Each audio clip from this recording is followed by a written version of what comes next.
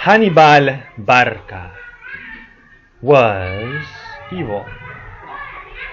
This map shows the Phoenicians and the Carthaginians spreading their satanic child sacrifice culture in the Mediterranean world.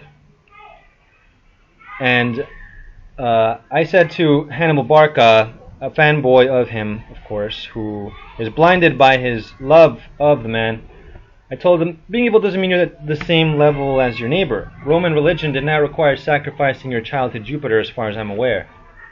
And then he said, with many likes, because the context was a video about Hannibal being awesome in war, I think it was, so a lot of his fanboys were there, and you know how blind fanboys are. He said, that's just Roman propaganda. There's no evidence of that except evidence of that. Which isn't exhaustive, because there's more, such as this. The Bible says Levantines who worshipped Baal sacrificed their children, and the Hebrews adopted those practices, so God punished the Hebrews. By the way, Baal means Lord.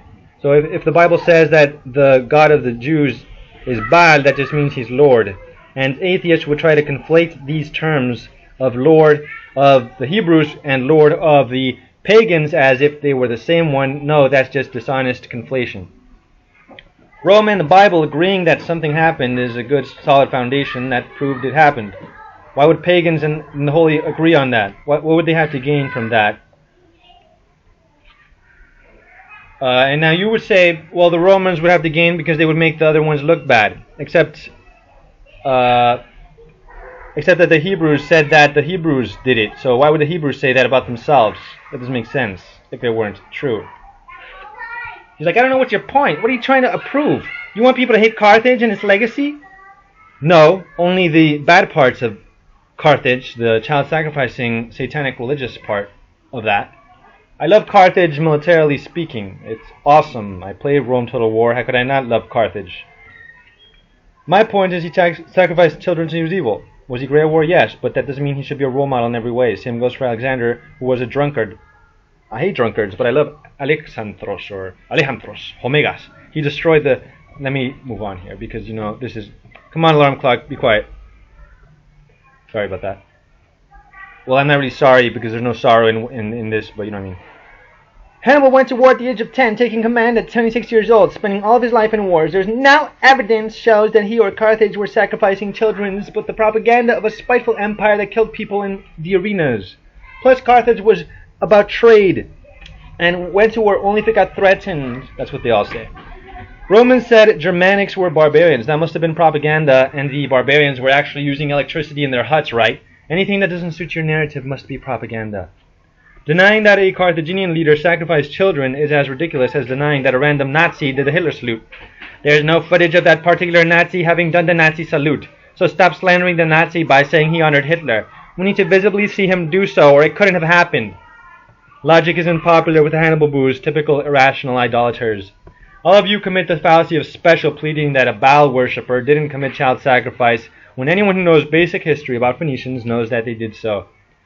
I'm going to get to that later, God willing. Why would Jews say they did evil for sacrificing to Baal by adopting their Canaanite neighbors and Phoenician neighbors' satanic religion if that weren't true? What nation, there's a clincher, what nation, and they never answer this question, what nation would call itself criminal if it didn't commit a crime? Other wrong assumptions you would make, look at, I'm arguing with more than one back then, because, you know, they ganged up on me, but logic doesn't care how popular your lies are. Your popularity is irrelevant to the truth. Other wrong assumptions you would make if consistent. Samurai didn't live by Bushido because we don't have footage of it. Romans murdering people in the arenas was just barbarian propaganda after barbarians took over Rome. The Chinese didn't kill each other in any century. They were always living in peace with each other, but their enemies colluded to lie about them. It's obviously propaganda. When did Hannibal take part in sacrifices? The real question is, when did you take part in deduction ever? History doesn't always have to hold your hand. You can make logical conclusions. Connect the two dots, or 3 or 4, not a lot. Roman Israel agreed about Phoenicians sacrificing children to Baal. Greece also. You're all liars. You're all impotent. You have only your wishes to counter the historical records. You have nothing. I have everything. Hannibal's name means Baal is gracious in the context of for not wreaking havoc because he was appeased by the murders of innocent babies. Saying that his name isn't evidence for his ways is like saying that Matamoros, which means Moor slayer or kill Moors in Mexico, is not evidence that the Spanish like to kill Moors in revenge.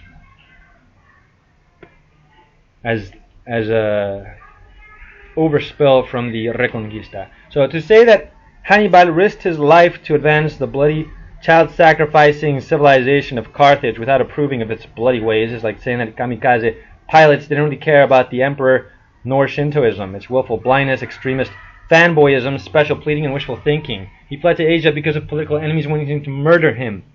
Wanting to murder him not because he wasn't the father of the Phoenician religion.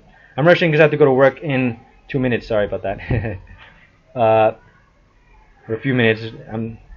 They have an arbitrary time. Anyway, so badancient.com cites Plutarch and others to show evidence of the child sacrificing culture. More than 30 Greek and Roman authors claim that the Phoenicians, and especially the Carthaginians, offered their children to the gods. With full knowledge and understanding, they offered up their own children to Kronos, the Greek name for the Carthaginian god Baal-Hamon. And those who had no children would buy little ones from poor people and cut their throats as if they were so many lambs or young birds. Meanwhile, the mother stood by without a tear or moan. But should she utter a single moan or let fall a single tear, she had to forfeit the money, and her child was sacrificed nonetheless.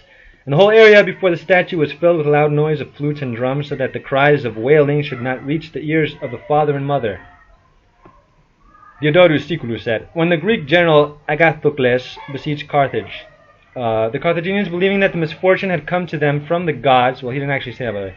That's just in brackets to show the context.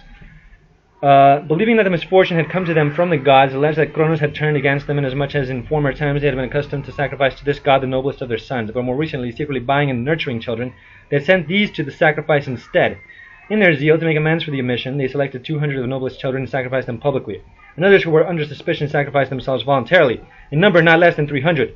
There was in the city a bronze image of Kronos, extending its hands, palms up and sloping towards the ground, so that each of the children, when placed thereon, rolled down and fell into a sort of gaping pit filled with fire. In Jeremiah chapter 7 it says, the word that came to him from Yahweh, saying, behold, ye trust in lying words that cannot profit. Will ye steal, murder, and commit adultery, and swear falsely, and burn incense unto Baal, and walk after other gods whom ye know not? Cut off thine hair, O Yerushalayim, and cast it away, and take up a lamentation on high places.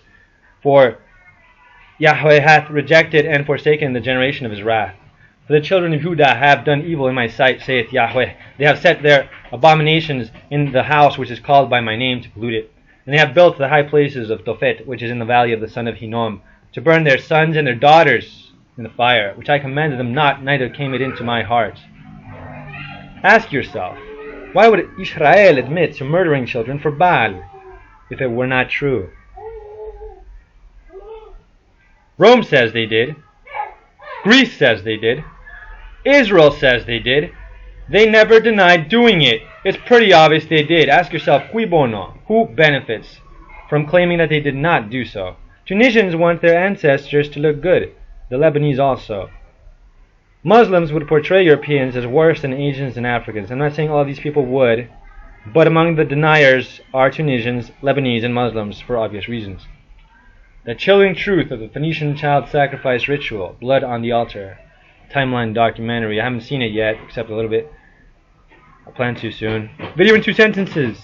People who share ancestry with the Phoenicians. No way, they didn't sacrifice kids. Everyone else, yes, it's obvious they did. See my video on abortion.